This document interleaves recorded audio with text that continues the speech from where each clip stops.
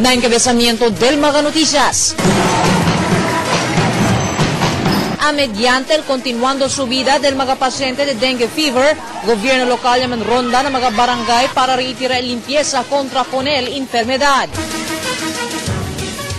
Scheduled na mga aktibidad para na SKE barangay elections, ialaga na COMELEC aquí na rehiyon. Liga de mga barangay na Zamboanga City, según preparauya. Klinika na Pueblo, ya queda víctima de mga hold-upper. Mga kaso na pasonangka itumaga, yasa también entrada mga ladron. Familia del víctima del reciente massacre na Sulu no conforme para arregla con el caso. CHR ya principio ya investiga con el incidente. Y carrera de mga binta de Hurguesa, que objeto para man kampanya limpieza na Rio, ya conducir dentro de acá 8 años.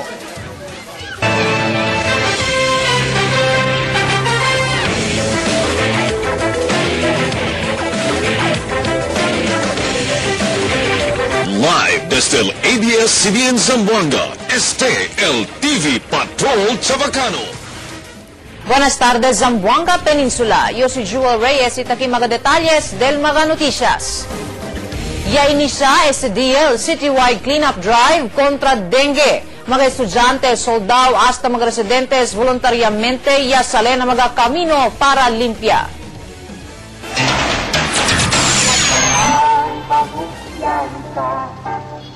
Temprano yabud sa mga bihikulo de gobyerno y privado na diferente parte del syudad para inisya con un citywide cleanup kontra enfermedad de dengue na mga lugar donde tapasal motorcade, notable el presensya del mga vivientes desde diferente sektor.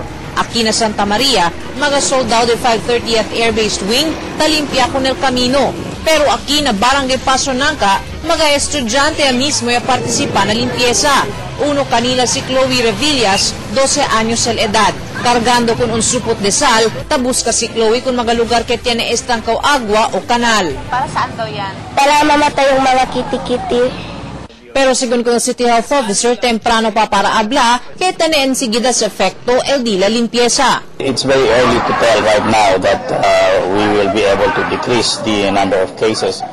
But based on the situation and on the observation this morning during the cleanup, I was with the noise barrage. I really can see how people were really on the streets and doing the cleanup.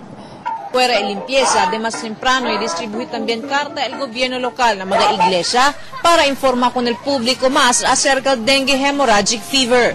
Continuando también según el education campaign del mga sanitary inspectors na mga barangay health centers acerca el enfermedad. This is just the start of the cleanup and it will not end here.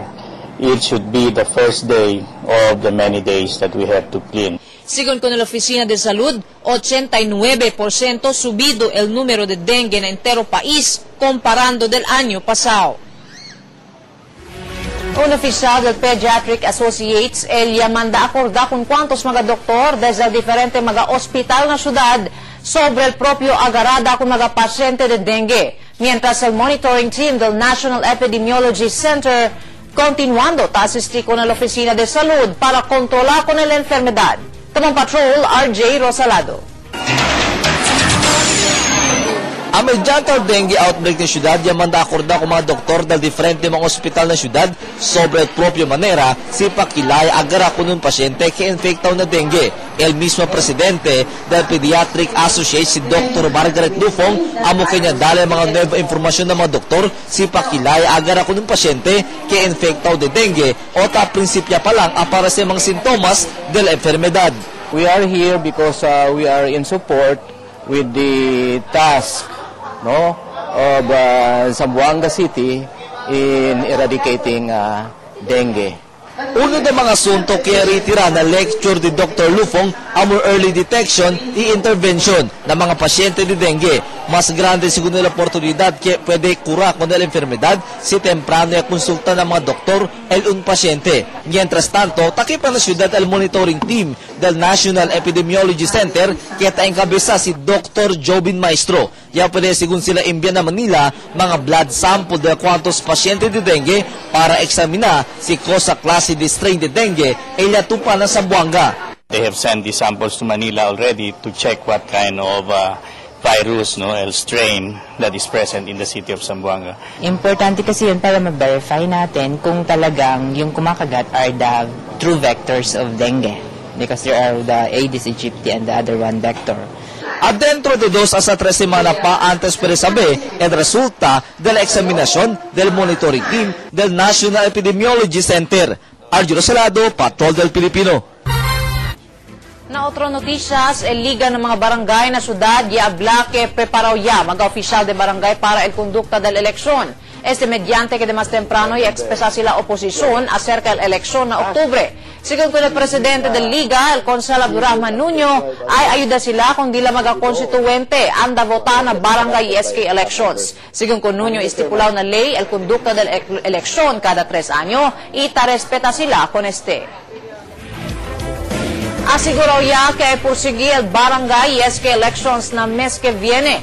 Después que recibía mga oficina del Commission on Elections na entero país el calendar of activities para na venidero eleksyon. Tamang Patrol, Queenie Casimiro. Ayer ya recibió el City Comelec Office con el calendar of activities para na barangay y SK elections na Oktubre 25. Según con District 1 Election Officer Alcadam Sakandal, indikasyon que ay persigia el eleksyon na mes que viene. Tuloy na talaga because meron na tayong calendar of activities released by the Commission. Septiembre 25 hasta Noviembre 10 el election period. Dentro de este periodo, prohibido mga promotions, appointments o subida na sweldo de mga empleyado de gobierno. Ay observa otra vez con el total gun ban. I advise all gun owners, especially those who, aside from those holding actual guns, but those who are also included in the gun ban, such as those who are holding airsoft or other prohibited materials which is included in the gun ban, to keep in contact with the regional office or this office for the guidelines. Oktubre 1 hasta 13 pwede asumite de la certificado de candidatura mga kandidato para na barangay SK.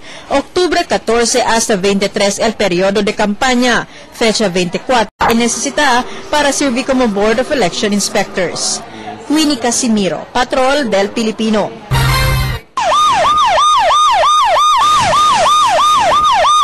Otro incidente de hold-up ya también ocurrió en el centro del pueblo ayer tarde. En ese tiempo, con un clínica del un dentista, ella se entrada mga hold-upper na calle La Purísima. Dos mga persona quien armado con fusil, ella entra na clínica del dentista y forzosamente ya saca con el sen que ya alcanza poco más o menos 300,000 de pesos. Pero con ya saca también mga hold-upper con el cellphone del cuantos mga pasyente del clínica. Un motorciclo ella usa mga sospechado para escapar después del incidente.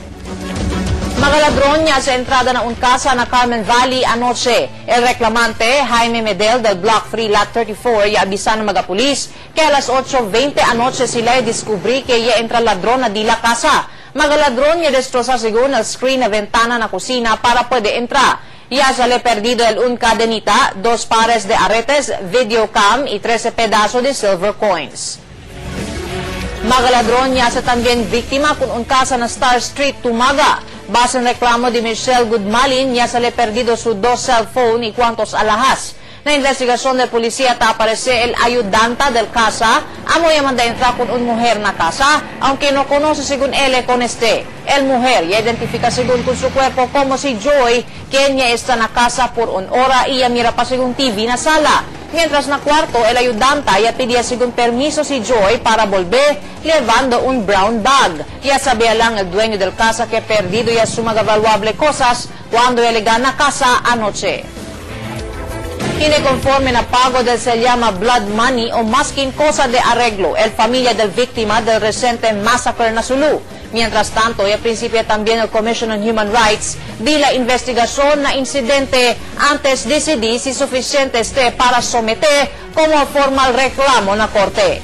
Tamang Patrol, si David Santos.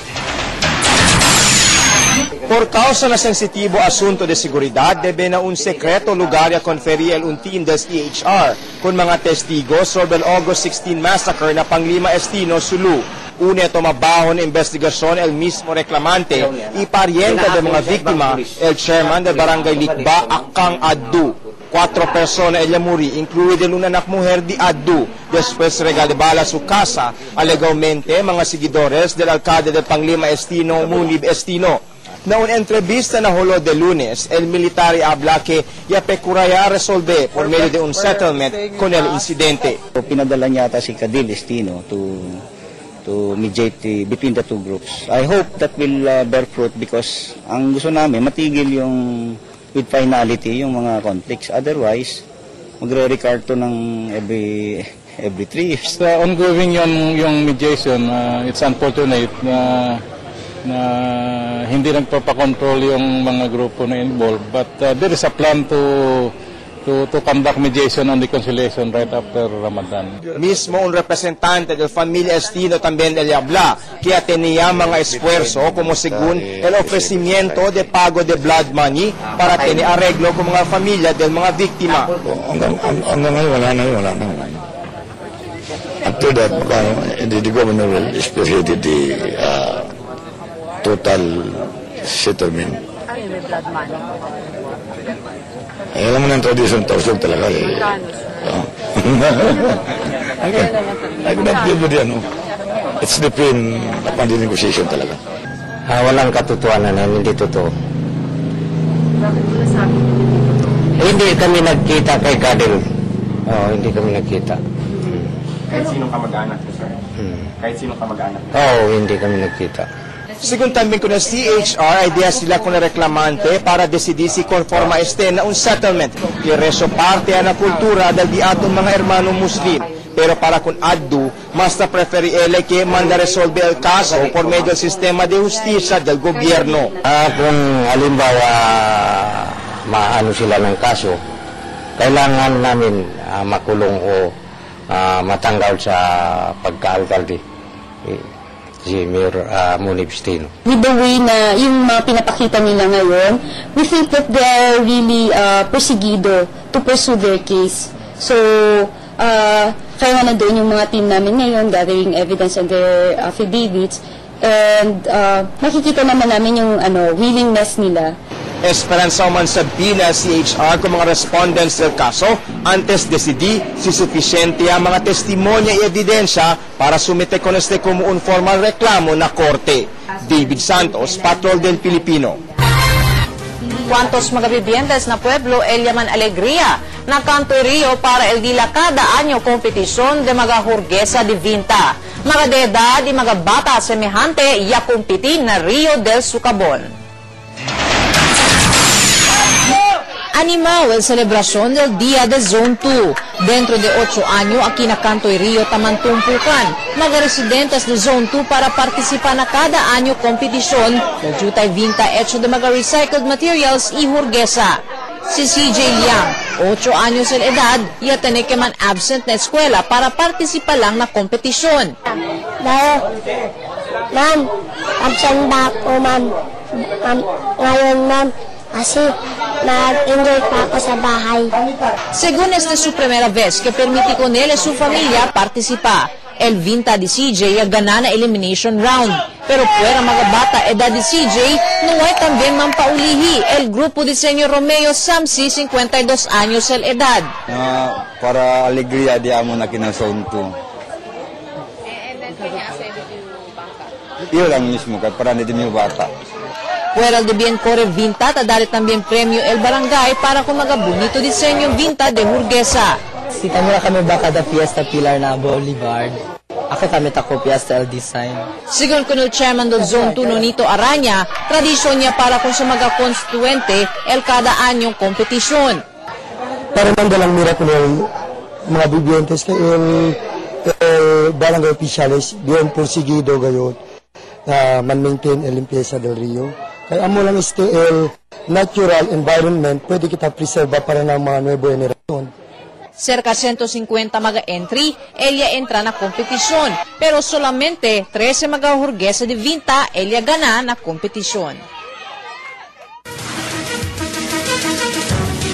El siguiente na TV Patrol Chavacano, Rear Admiral Alex Pama formalmente dimití como comandante del Naval Forces Western Mindanao mañana.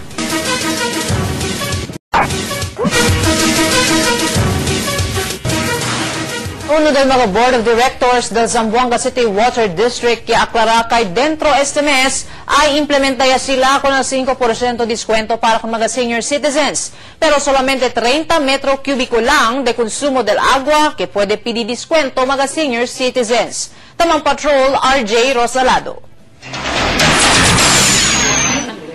Si el grupo del mga senior citizen ta esperanza que na mes del Disyembre pa implementa ko na 5% descuento na pago del consumo del agua sa Zamboanga City Water District y aclara kaya dentro este mes de Septiembre ay dali sila descuento ng mga senior citizen. El uno de mga director del Water District si Efren Arañez siya habla kay taregla pa la ahensya kung hindi la programa ng computer para que dal ligero el dal líder del descuento ng mga senior citizen. Instructed this morning ala kanila para dali kita konsiderasyon kung mga senior citizen para i-table para pwede man process ko sa mga nisita mga requirements nila.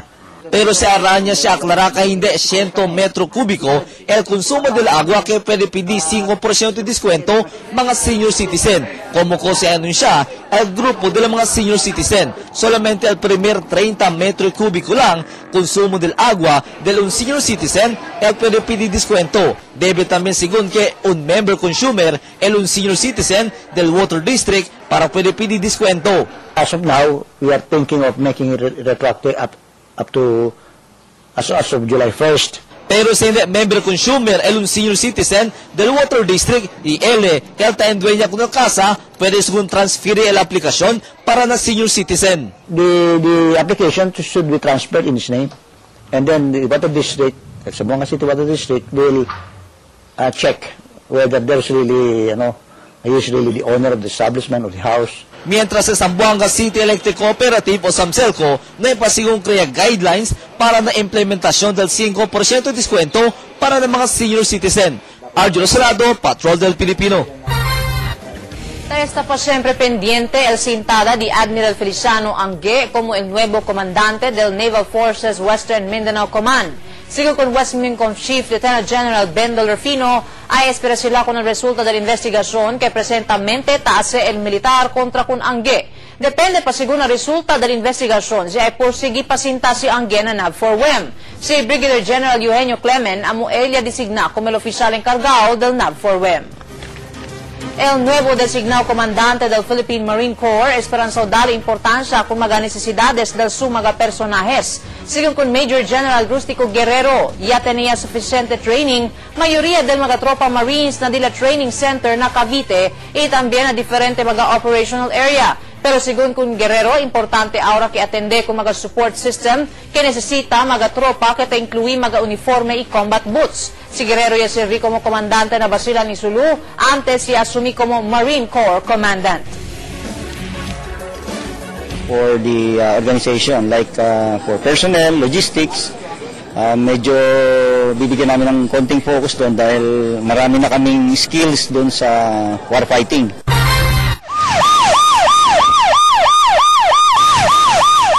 Destrosa un Toyota Hilux después manbangga con un payloader na Governor Ramos Santa Maria Inantes Aga. Según con el chofer del payloader si Benjamin Manuel en camino ele para San Roque, cuando ya man encuentro ele con el Hilux. Alegadamente ya entra según a su lane el Hilux, por eso ya man sangit desde costado na heavy equipment. Un jovencito según ella sale na Hilux, quien enseguidas ya la manda teléfono con un compañero. El compañero identificado como si Joffrey Tenajeros amoya dale su licencia na mga pulis.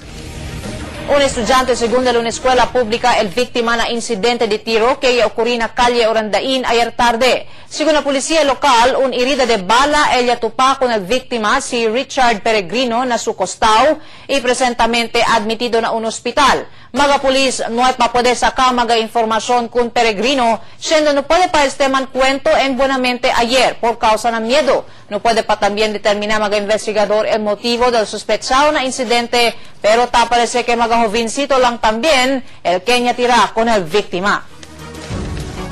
El público esperanzado y recibí más mejorado servicio desde con el policía después establecí con el PNP Quality Service Lane na Policía Central. Según el PNP, objeto dila hace más approachable kung mga pulis mediante mga diferente kontrobersiya que ta afecta con el imahe del organisasyon.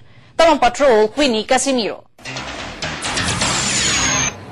Mas mejorado servicio con el público. Este lo cosa ta ofrece ahora el PNP con mga vivientes después establecí con el PNP Quality Service Lane na Policía Central na complaint desk mismo. Tiene mga representantes desde el investigation ni Women's and Children's Desk para enseguidas puede atender con mga reklamante quien tiene particular reklamo. Naglagay na po na tayo dito, nag-detail na po tayo dito para at least during the time na dumating yung mga clients or the complainants, meron na pong kukuha ng mga information or with regards to their problems. Ta-insinya también según kung mga pulis para queda más respetuoso si ta-enfrenta con mga reklamante. Estrictamente también según ta prohibí que tiene quien ta duele con mga suspetsyaw, pulisman o desde víctima si ta-llevaya con este na stasyon del pulisía. Siguro ma'am, meron siguro nakikita ganun, pero siguro yung mga victims din yung siguro ma'am, pero iniiwasan po natin yung mga ganun po ma'am. El establecimiento del PNP Quality Service Lane a cada police station y planear el PNP Chief Jesus Verzosa antes pa man ocurrir el bus hostage incident na Quirino Grandstand o el kontrobersiya aquí na syudad donde envuelto mga miembros del SWAT y mga ventero de cellphone. Pero ahora que envolvido na diferente kontrobersiya el PNP, mejor según que este el tiempo ya tiene Quality Service Lane na ZCPO para mejorar también el imahe del policía local na vista del público. Queenie Casimiro, Patrol del Pilipino.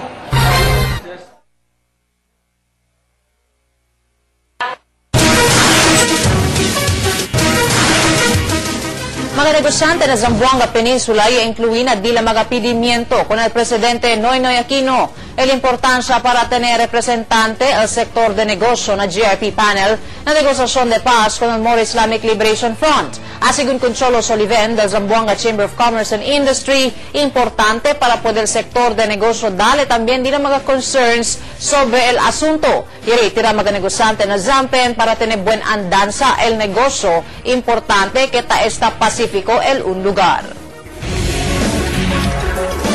Nuay po de saka informasyon mga pulis kung Abner Tahil alias Abs, relataw na August 5 airport bombing. Después planta caso kriminal kontra con tres mga persona relataw na August 5 airport bombing del agosto 18 na siempre pwede incluir el CIDG con el nombre del mastermind del incidente. Según el director regional del CIDG, si Senior Superintendent Edwin Jocos, falta pa dila mga ebidensya y testigo para identificar y planta caso kontra con el cabeza pensante del atake. Wala pang gaanong magandang development as to the identity of the mastermind. Although, may tinitingnan tayong mga possible witnesses. Pendiente pa siyempre na opisina del DOJ el kaso kaya planta el CIDG kontra kung kandaanong Salaudin, Alan Saipuddin, Unjando, pero kumpiyansa si Jocos na mga ebidensya kaya sumiti sila ng DOJ, incluido aquí el CCTV footage na un hotel na Cali Campaner donde pinimira kung mga suspetsaw antes siya okuri el insidente. Kaya sugun mga technical expert del CIDG, kaya ay para tambien como mga testigo na kaso.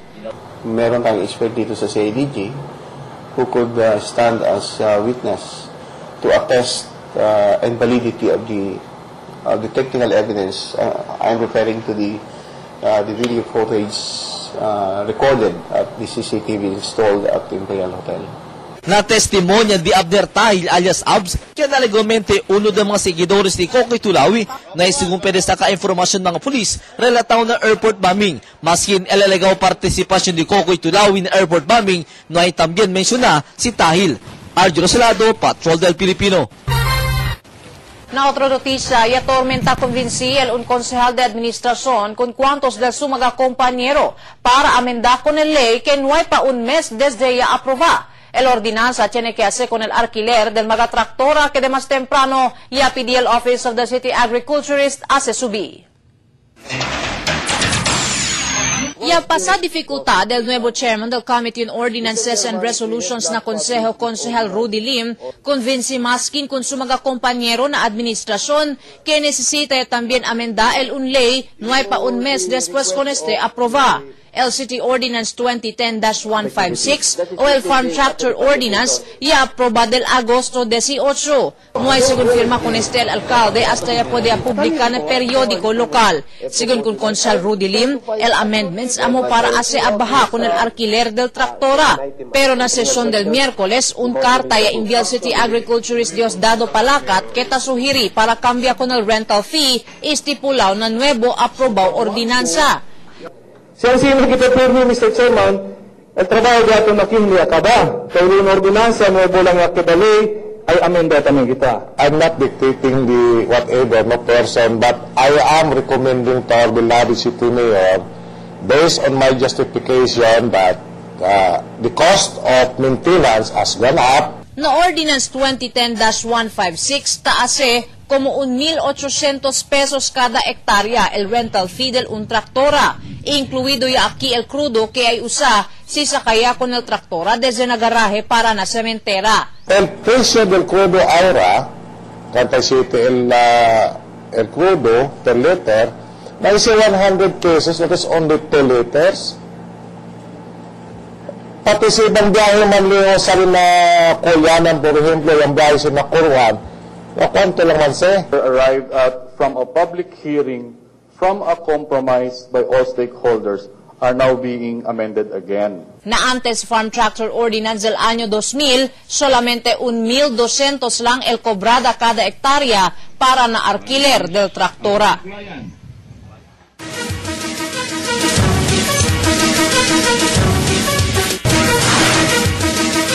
Un padre, ella se pasa con su campaña contra corrupción por medio de un libro que él mismo ella escribió. Con título Ejemplo, quiere según reiterar si Father Alberto Alejo que mediante mga asunto de corrupción al gobierno, tiene siempre cuantos mga individual na comunidad, el hindi tolera con este mal acto. Además, si Father Alejo quiere según revivir, con él se llama integridad na cada cual individual como una manera para evitar queda envuelto na corrupción. What we are aiming at is a whole society with shared integrity. Zamboanga City Chamber of Commerce and Industry habla que tiene a 3 mga independent power provider el interesado invertir aquí na ciudad. Según el presidente del Chamber, Cholo Soliventa, incluye aquí ang coal power plant, solar energy y un hydropower plant. Pero según con Sullivan, todo 3 mga se llama renewable sources of energy ay ayuda grande con el demand de corriente na ciudad.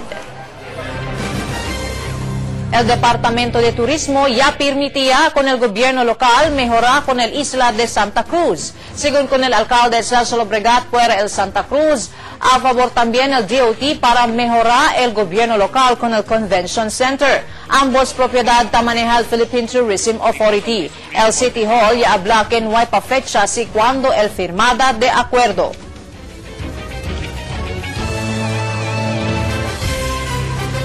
Hindi ta falta sangre el blood bank mediante el subida del mga kaso de dengue na syudad. Pero según con Linda Bumotad, Chief Medtech del Zamboanga City Medical Center Blood Bank, hindi este quiere decir que debe ya suspender mga blood donation activities que ta conducir diferente mga oficina na syudad. Del Sabado, el Medical Center ya unifuerza con el Western Mindanao Command y Alpha Roll Labda Law Society, donde mga soldado del mando ya dona también sangre para na blood bank. Total de 17,000 cc de sangre ella puede colectar na mencionado actividad. Y esa mga noticias le diamond más extensivo patrulla. Kami de ustedes, mga patrol del Pilipino. Taleva noticias, ita serví con ustedes más que en donde parte del región.